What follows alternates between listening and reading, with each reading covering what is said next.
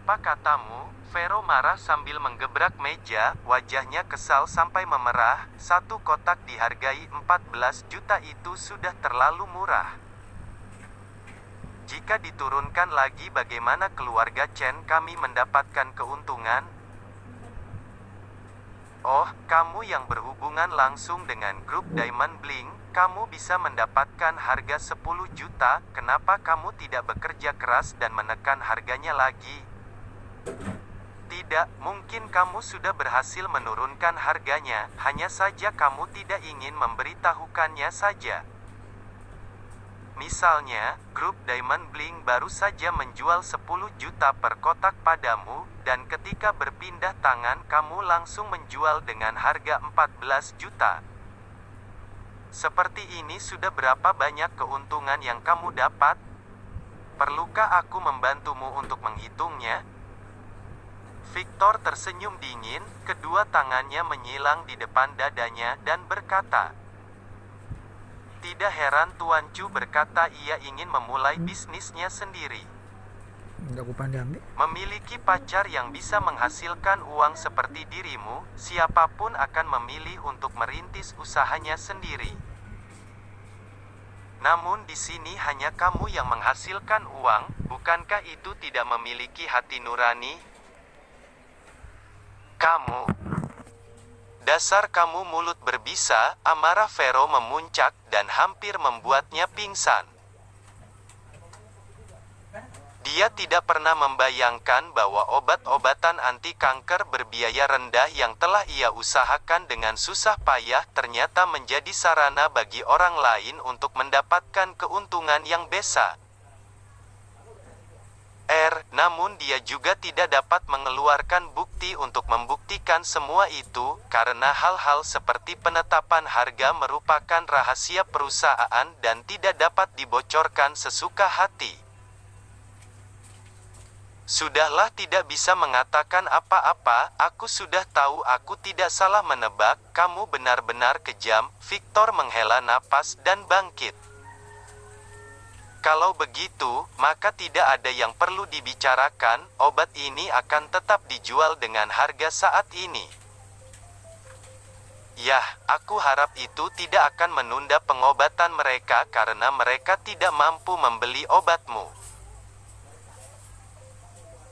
Setelah selesai berbicara, Victor tidak memperdulikan Vero yang kesal hingga wajah menjadi pucat, ia bersiap untuk meninggalkan kantor. Saat dia hendak berjalan keluar dari kantor, Desta tiba-tiba menghadang di depannya dan menatapnya dengan dingin, kamu telah mengganggu pacarku, lalu kamu ingin langsung pergi begitu saja? Apa yang ingin kamu lakukan? Victor menatap Desta dengan tatapan menghina. Jika kamu ingin menyentuhku, aku sarankan kamu untuk lebih berhati-hati. Aku ini sabuk hitam taekwondo. Jika tidak ingin ku banting cepatlah menyingkir. Paak. Dia belum selesai berbicara, pukulan Desta dengan kencang memukul kepalanya, dan membuatnya langsung terjatuh di tanah. Teriak Victor, ia bangkit dengan marah dan bersiap untuk melawan Desta, tetapi ia baru ingin berdiri, Desta sudah menendang keras dadanya lagi hingga terpental.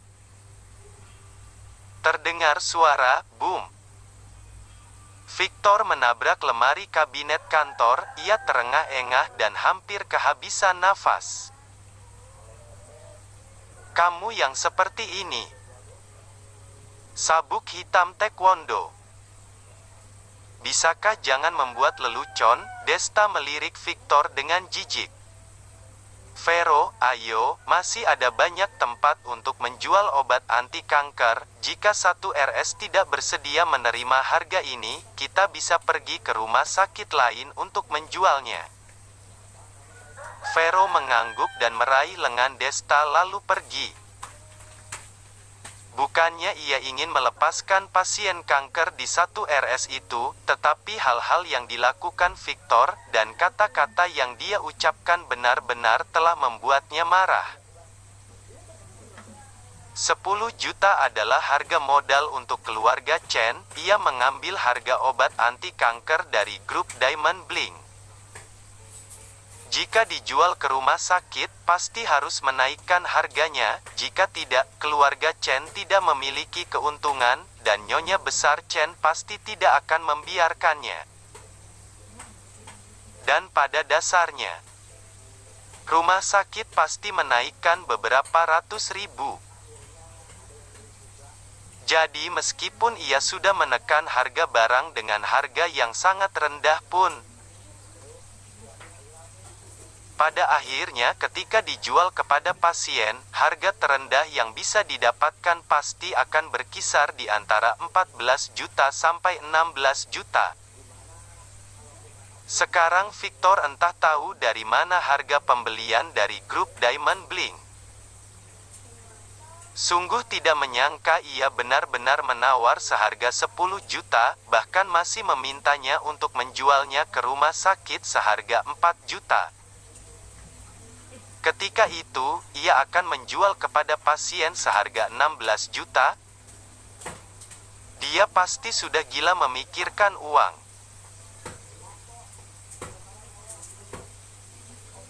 Dan, sebelum mereka meninggalkan rumah sakit, mereka melihat sekelompok pasien dengan tubuh yang lemah dan pucat datang dari segala arah dan mengepung jalan mereka. Kalian ini. Petik 2. Desta merasa ada sesuatu yang salah. Yang pertama kali ia lakukan adalah berdiri di depan Vero dan menatap pasien itu dengan penuh kewaspadaan. Anak muda perempuan ini adalah orang yang menjual obat anti kanker pada kami. 16 juta untuk satu kotak obat anti kanker. Dia sungguh berani membuka mulut. Ini sama saja membunuh kita. Seorang wanita tua melambai di belakangnya dan berteriak keras. Ketika yang lain mendengarnya, mereka tiba-tiba melayangkan tatapan marah pada Vero. Vero dengan cepat menjelaskan, bukan seperti ini. Di luar negeri, obat ini dijual seharga 60 juta satu kotak. Aku sudah berusaha sangat keras untuk menurunkan harga obat ini menjadi 16 juta. Aku tidak berbohong pada kalian. Percaya pada kata-kata pengusaha seperti kalian, itu sama saja bodoh. Kalian adalah sekelompok lintah penghisap darah yang tidak berhati nurani, sudah memakan daging kita masih ingin menghisap darah kita. Kalian mengambil untung dari kami yang bertarung dengan hidup dan mati, kalian pasti akan mendapatkan karmanya.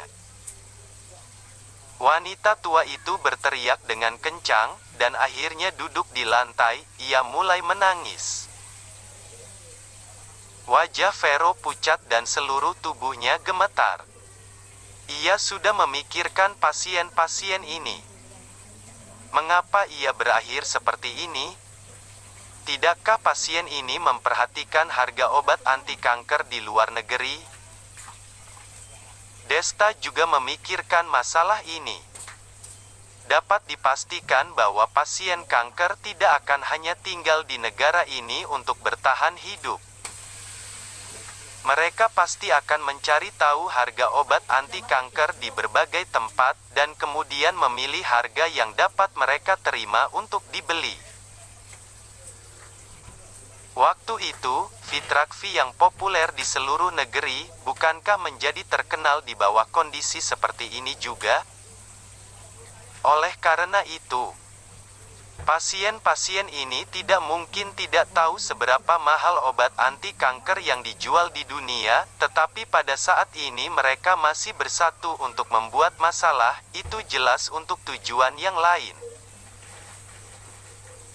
Bibi, bisakah Anda mencari tahu harga obat anti kanker di luar negeri terlebih dahulu baru membuat keributan di sini? Harga kami di sini sudah yang paling rendah. Jika masih tidak mampu membelinya, maka aku ingin tahu Berapa harga obat yang Anda minum sebelumnya? Desta berjongkok di depan wanita tua itu, bertanya sambil menatapnya dengan tajam. Tangis wanita tua itu tiba-tiba terhenti dan tidak tahu harus menjawab apa. Seorang pria berjenggot di sebelahnya tiba-tiba melangkah maju dan mendorong Desta dengan kuat. "Peduli apa kamu sampai menanyakan harga obat yang kami gunakan sebelumnya? Sekarang sesudah kalian menjual obat-obatan mahal di sini, malah berani bertanya kepada kami, dunia sungguh sudah terbalik. Lagi pula, kamu adalah kekasih dari nona muda itu. Tidak heran kalau kamu membantunya berbicara, kalian itu satu komplotan. Kakakku, hajar saja bajingan ini. Gadis itu juga tidak boleh dilepaskan. Mereka menginginkan nyawa kita. Kita juga tidak perlu sungkan untuk menghabisi mereka." Pria berjenggot itu berbalik dan melambaikan tangannya. Tiba-tiba 6 orang pria keluar dari kerumunan menghampiri Desta dan Vero. Raut wajah Desta langsung berubah. Ia buru-buru menjaga di depan Vero, namun malah mendapat beberapa pukulan dan tendangan, tetapi ia tidak berani melawannya sembarangan. Orang-orang ini adalah pasien kanker. Jika dia melakukannya, dia mungkin akan dalam masalah dan pasti akan diperas oleh mereka. "Kak Desta, cepatlah pergi, jangan pedulikan aku," Vero berkata sambil menangis, hatinya sangat sakit. Desta tersenyum, wajahnya tidak peduli. "Tidak apa-apa, ini tidak sakit, kamu harus bersembunyi dengan baik, jangan sampai terpukul oleh mereka." Setelah mengatakan itu, ia sekali lagi menjaga Vero di dalam dekapannya, agar pasien-pasien itu tidak menyentuh gadisnya. Di ruang CCTV rumah sakit, Vina dan Wendy berdiri di sana. Mereka tersenyum dingin dan menonton mereka dengan acuh tak acuh. Di sana ada rekaman Desta dan Vero yang sedang dikepung terpampang di layar monitor.